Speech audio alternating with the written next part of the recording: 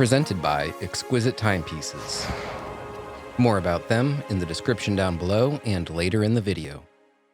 I think I've finally found it. And years, literally, I've been looking for years to find that perfect everyday watch that can do it all.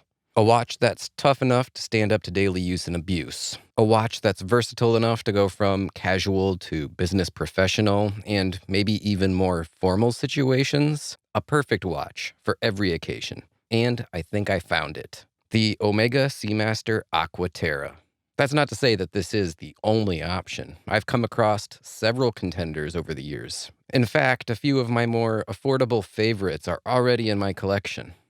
I've talked about it a lot in the past, and this Hamilton Khaki Field Auto in 38mm is still one of my favorite everyday watches. With its American watchmaking brand history, military field watch design influence, and reasonably accessible price, yeah, I do love this watch.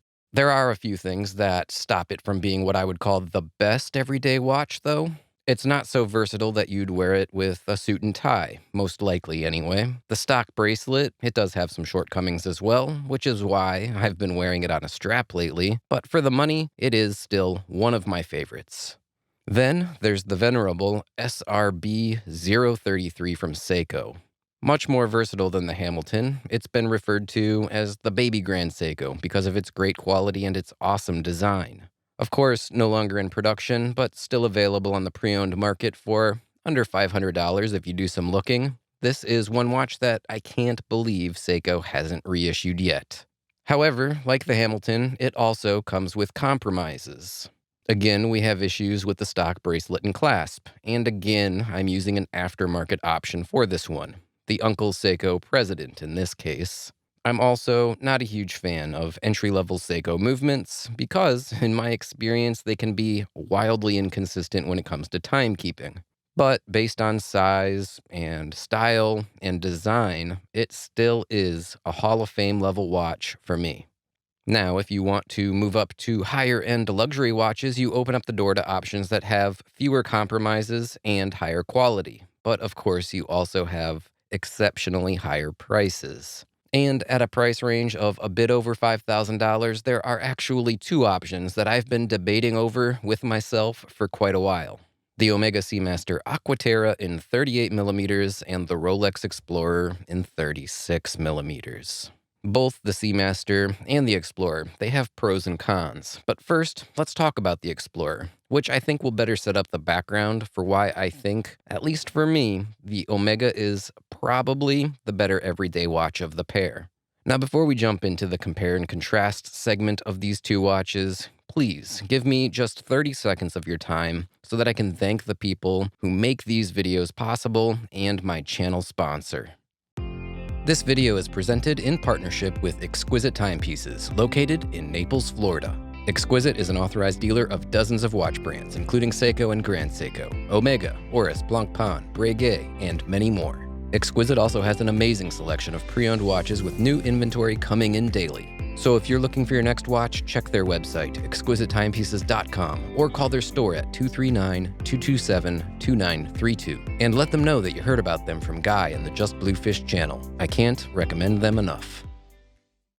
Now, it should go without saying that these are mostly subjective opinions, based on my experiences with having spent time with the Rolex Explorer. I am going to have some criticisms of the Explorer, and honestly the Seamaster as well, but in the end, they're both amazing watches, so you can't go wrong either way. All that said, here's the thing about the Explorer. This is the older 39mm Explorer, and this was my first quote-unquote expensive or luxury watch purchase. Now, eventually, I did sell it. I just didn't get along with it. I do still think really highly of this watch, despite having sold it. I think the Explorer dial, I think the Rolex Mercedes handset, and the overall design of this watch is awesome.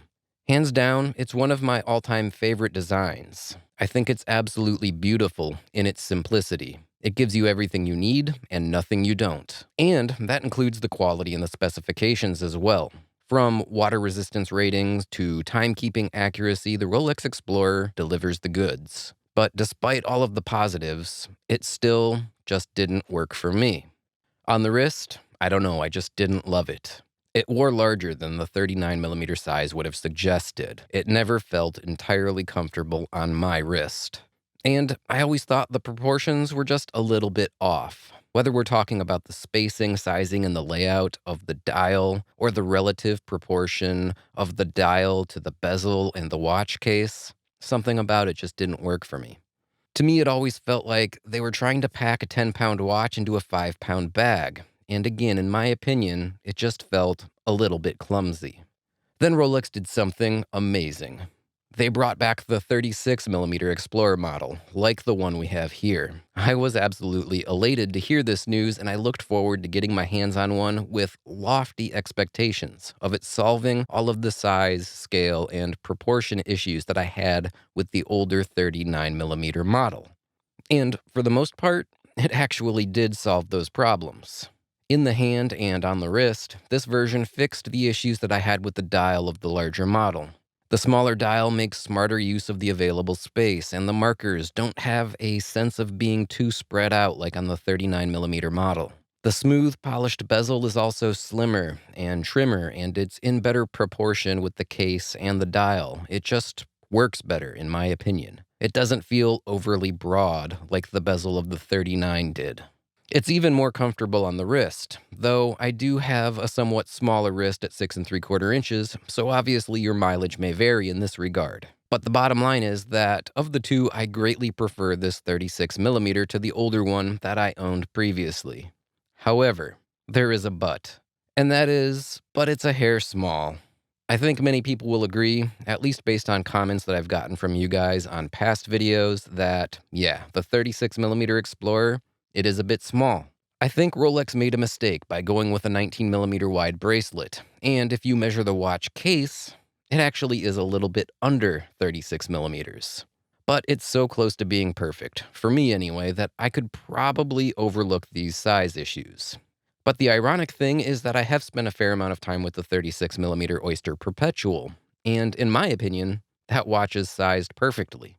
With its slightly stockier case and 20mm bracelet, it has a more masculine stance on the wrist, and I think that the new Explorer would have been much better served having had followed the same design lines as the Oyster Perpetual. It just would have been a home run, because right now, it's so very close. And that brings us to the Omega Seamaster Aqua Terra in 38mm, and more importantly, why I think it's actually a slightly better option as an everyday watch, at least for me. The size and how it fits on the wrist, I find that it lives right in that Goldilocks zone of not too big, not too small, it's just right. In fact, I'd go so far as to say that the size is perfect. If your wrist is in the 6.5 to 7.5 inch range and you haven't tried one of these on, take my word for it. It's awesome, at least in terms of size and scale.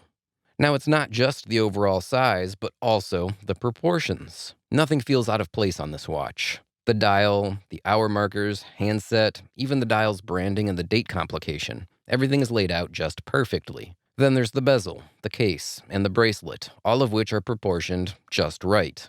The fit and finish, quality of construction, and the features and specifications, it's all there, as well as including the Omega Caliber 8800 Master Chronometer, which is, of course, on display through the transparent caseback window.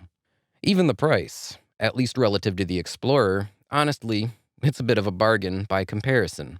The watch being better, in many ways anyway, and being less expensive as well, is just a win-win. And of course, unlike Rolex watches, which can be almost impossible to get your hands on, you can actually visit an Omega boutique or an authorized dealer, see one in person, try it on, and purchase it. That usually can't be said about Rolex. The Seamaster Aqua Terra, it does have some challenges though. The clasp, while it is beautifully made, is a slim folding butterfly clasp with basically no micro adjustment. And by basically, I mean none. The bracelet, however, does have half links, but it's not nearly as hassle-free or as convenient when it comes to quick fit modifications. Here's something else that I found slightly off-putting, and I use the term slightly here because it's not real bad. But if you can believe it, I actually find the highly polished and meticulously finished handset to be a little bit too shiny. They are so reflective that it can actually make it hard to read sometimes, either from bouncing too much light back into the eye or from reflecting whatever surface is adjacent to the dial, like, the night sky or a dark ceiling. I think the hands could have used a bit of a bevel, with one side being polished and the other side being brushed for better contrast in all lighting situations.